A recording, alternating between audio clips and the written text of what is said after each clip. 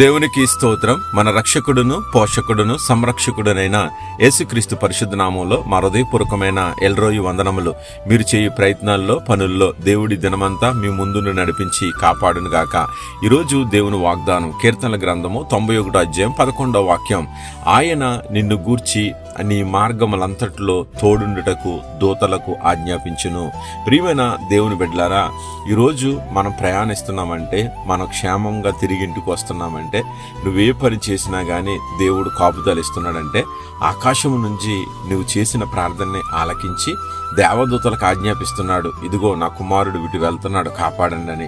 ఏ ఇబ్బంది అయినా, ఇరికైనా, ప్రమాదమైనా, అది ప్రాణాపాయమైనా దేవుడు నిన్ను కాపాడుతాడు. ఎప్పుడు అంటే నువ్వు ఖచ్చితంగా ప్రార్థన చేసుకున్నప్పుడు, నువ్వు దేవునితో నడుస్తున్నప్పుడు నీ ప్రార్థన దేవుడు ఆలకిస్తాడు.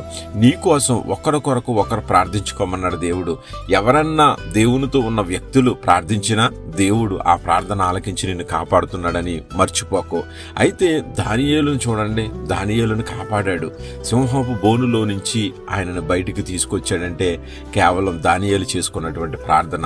షడ్రక్ మేషక్ అబేద్నెగోలను అగ్నిగుండంలో నుంచి ఆయన కాపాడంటే సురక్షితంగా వాళ్ళకున్నటువంటి విశ్వాసం, వాళ్ళకున్నటువంటి ప్రార్థన, వాళ్ళు నిలబడినటువంటి దేవుడు కోసం నువ్వే కావాలి ప్రభు అని నిలబడ్డారు. ఈరోజు మన జీవితాల్లో కూడా అన్ని విషయాల్లో దేవుడు ముందు పెట్టండి, ప్రార్థన చేయండి. నిన్ను గూర్చి అన్నాడు అక్కడ, నీ కోసం, నీ కుటుంబం కోసం ఆయన ఆకాశం నుండి చూస్తున్నాడు. నా బిడ్డ ప్రార్థన చేస్తాడు, నేను కాపాడదామని నిన్ను గూర్చి ఆజ్ఞాపిస్తున్నాడు, సెలవిస్తున్నాడు. వాటికి వెళ్ళండి, నా బిడ్డను కాపాడండి, ఇదిగో ఇక్కడ కార్యక్రమం జరుగుతుంది, ఇక్కడ సురక్షితంగా కాపాడనని.